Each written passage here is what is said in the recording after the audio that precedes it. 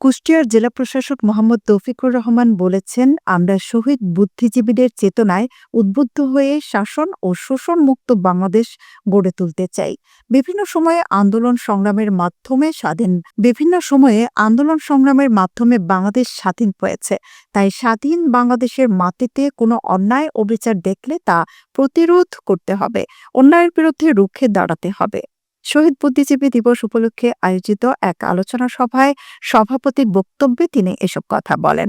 দিবসটি উপলক্ষে শনিবার সকাল 10টায় কুষ্টিয়া জেলা স্কুলের অডিটোরিয়ামে জেলা প্রশাসনের উদ্যোগে এক আলোচনা সভা অনুষ্ঠিত হয়। সবাই স্বাগত বক্তব্য রাখেন কুষ্টিয়া জেলা স্কুলের প্রধান শিক্ষক মুন্সি কামরুজ্জামান। অন্যান্যদের মধ্যে কুষ্টিয়ার police super Mohammad Mizanur Rahman, civil surgeon Mohammad আকুল উদ্দিন, কুষ্টিয়া ৩ সদর আসনের সাবেক সংসদ সদস্য বীর মুক্তিযোদ্ধা অধ্যক্ষ সোহরাব হোসেন প্রমুখ বক্তব্য রাখেন।